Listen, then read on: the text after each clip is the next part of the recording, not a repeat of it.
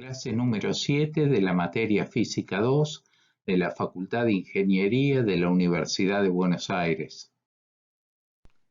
El tema es medios conductores en estado electrostático y corresponde al capítulo 2 del apunte oficial de la materia. Sabemos que la carga eléctrica es una propiedad de la materia. Es así que las cargas van a estar ubicadas en medios materiales. En esta materia veremos dos tipos de medios materiales: los conductores y los dieléctricos o aislantes eléctricos. Los conductores son medios que permiten que las cargas se muevan con facilidad en su interior. En este curso analizaremos el tema desde el punto de vista macroscópico. De ahora en más estudiaremos cómo se comportan los medios conductores en estado electrostático. Esto será cuando las cargas no se mueven en su interior.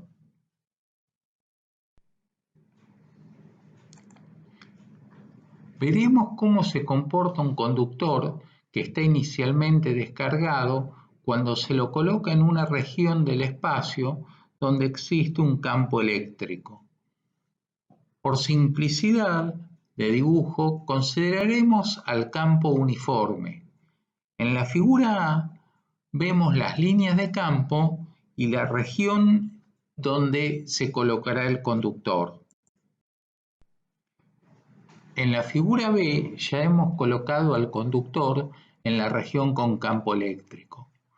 Utilizaremos el modelo de movimiento de electrones libres para describir lo que pasa en el conductor.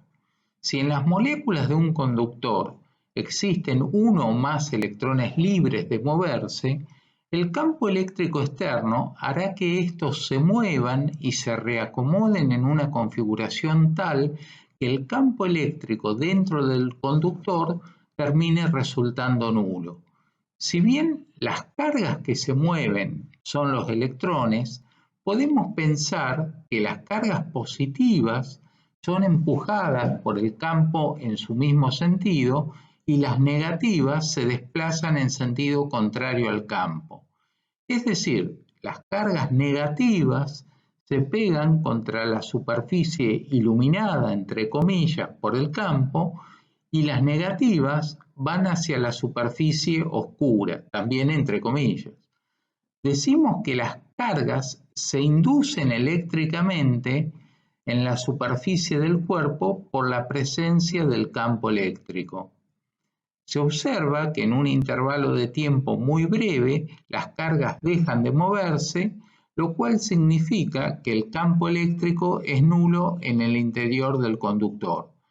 Es decir, las cargas se redistribuyen en la superficie de forma tal de anular el campo en su interior, quedando todo el conductor como un volumen equipotencial. En la figura C se puede ver que el campo originado por las cargas que se desplazaron hacia la superficie no solo anula el campo en el interior, superponiéndose con el externo, sino que también modifica el campo en el exterior, provocando una distorsión en las líneas de campo, como puede observarse en la figura. Las líneas de campo llegan o salen del conductor según las cargas sean negativas o positivas respectivamente, en forma perpendicular, ya que la superficie del conductor es equipotencial y sabemos que las líneas de campo son perpendiculares a las superficies equipotenciales. Es importante destacar que luego de la redistribución de cargas por el principio de conservación de la carga eléctrica, la carga total del conductor sigue siendo nula.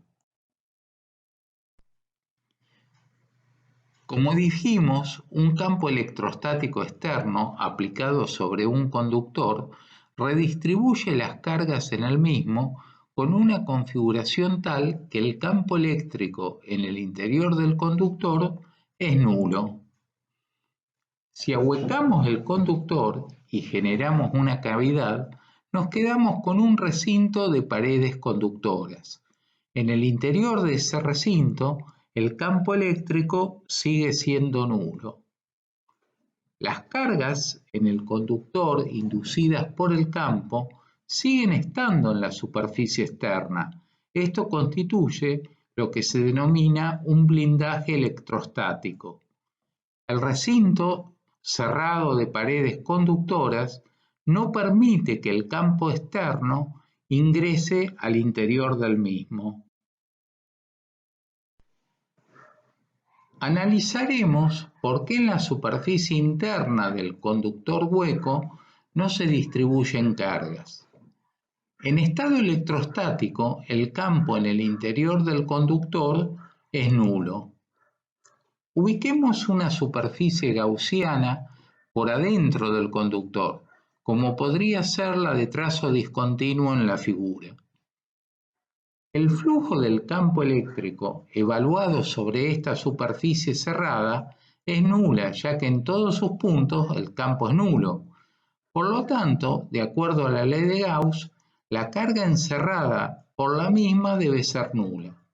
Esto significa que o bien no hay cargas en la superficie interna o hay cargas positivas y negativas de forma tal que su suma sea cero.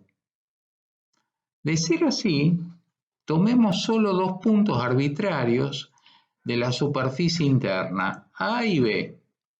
En A hay carga positiva y en B carga negativa. La cuestión es que si hay cargas positivas y negativas en la superficie interna, habrá líneas de campo que nacen y mueren en esas cargas respectivamente. Eso significaría que la circulación del campo electrostático entre dos puntos del mismo conductor sería distinta de cero.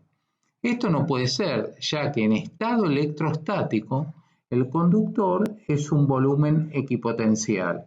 Entonces, el campo en el interior del recinto es nulo, en el interior del conductor también, y las cargas eléctricas inducidas quedan en la superficie externa, las positivas del lado de donde incide el campo y las negativas del lado contrario, como habíamos dicho anteriormente. Si bien el campo eléctrico dentro de un conductor en estado electrostático es nulo, la distribución estática de cargas en su superficie es fuente de una configuración de campo fuera del conductor. Muy cerca de la superficie del conductor, el campo se puede calcular usando la ley de Gauss. Se puede tomar una superficie gaussiana pequeña en el entorno de un punto perteneciente a la superficie del conductor, como pueden ver en la figura. Parte de la gaussiana queda adentro del conductor y parte queda afuera. Las tapas están muy próximas a la superficie y son lo suficientemente pequeñas como para considerar que en el entorno del punto que está en el centro de la gaussiana, la distribución superficial de cargas es uniforme. Veremos que el valor del campo sobre la tapa externa de la gaussiana es la densidad superficial de carga en el entorno del punto dividido la permitividad del vacío. Como les había dicho, tomamos un punto cualquiera sobre la superficie del conductor. Mirando la figura aumentada, podemos decir que en el entorno del punto P, el campo se mantiene prácticamente uniforme. En la figura vemos la traza de la superficie gaussiana. Observen que la altura del prisma tiende a cero y la superficie de las tapas son muy pequeñas. La carga total encerrada es igual a la densidad superficial de carga en el entorno del punto P por la superficie delta S. Aplicamos la ley de Gauss, solo hay flujo de campo sobre la tapa que queda afuera del conductor. En la tapa que queda adentro del conductor y en la superficie lateral el flujo es cero, ya sea porque el campo es nulo o bien perpendicular al versor normal saliente a la gaussiana. Esto ocurre sobre la parte de la superficie lateral de la gaussiana que queda afuera. En esta parte, el campo eléctrico es perpendicular al versor normal saliente a la gaussiana. Al ser uniforme el campo sobre la tapa externa, el flujo es el valor del campo por delta S.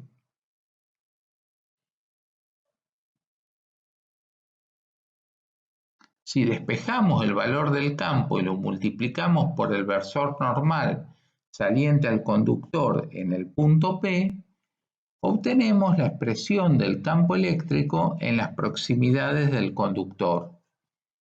Deben observar que el valor de la densidad superficial de carga en general es distinto para cada punto de la superficie.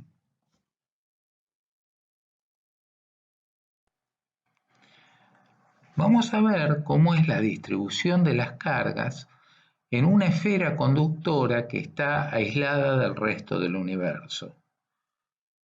Consideraremos que la esfera tiene un radio R mayúscula y colocamos una cierta cantidad de carga Q. Sabemos que las cargas en un medio conductor se distribuyen en la superficie. Ahora, todos los puntos de la superficie de la esfera son iguales, por lo tanto, la densidad superficial de carga en cada uno de los puntos va a ser la misma. Es decir, esa densidad superficial de carga la podemos calcular como la carga total que se coloca en la esfera sobre el área de la superficie de la esfera. Estas cargas producen una configuración de campo eléctrico en el exterior de la esfera. Sabemos que en el interior de la esfera el campo eléctrico es nulo. Ahora, para calcular el campo eléctrico en el exterior de la esfera, como este problema tiene una simetría esférica, podemos tomar una superficie gaussiana en forma de esfera, de forma tal de que el radio de esa superficie gaussiana sea mayor que el radio R mayúscula de la esfera, y de esa manera evaluar el campo eléctrico en el exterior, que tiene una dirección radial y su expresión es la que figura en esta fórmula que está acá. Calcularemos, como dijimos, el campo eléctrico fuera de la esfera conductora. Tomamos una superficie gaussiana de radio R minúscula mayor que el radio R mayúscula de la esfera. Aplicamos la ley de Gauss y despejamos la expresión de la componente real del campo. Esta expresión, multiplicada por el versor radial, nos permite obtener la expresión vectorial del campo. Teniendo la expresión del campo, podemos calcular la diferencia de potencial entre dos puntos A y B cualesquiera. Esta diferencia de potencial se puede calcular haciendo la circulación del campo eléctrico entre A y B. Recordemos que el campo tiene una expresión para el interior de la esfera, en donde en este caso es nulo, y otra expresión para el exterior, que es la que obtuvimos hace un momento.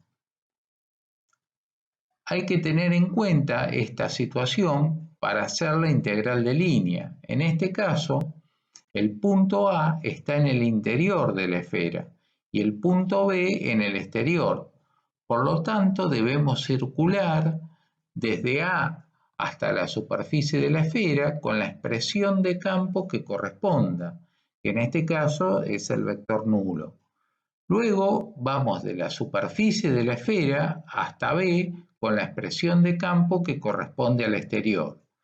Si bien este es un ejemplo sencillo, el modo de razonar para calcular campo y potencial es el mismo para todos problemas de este tipo. Si ahora colocamos a los puntos A y B en el vacío que rodea al conductor, para calcular la diferencia de potencial debemos usar una única expresión de campo. Entonces tendremos que resolver una única integral.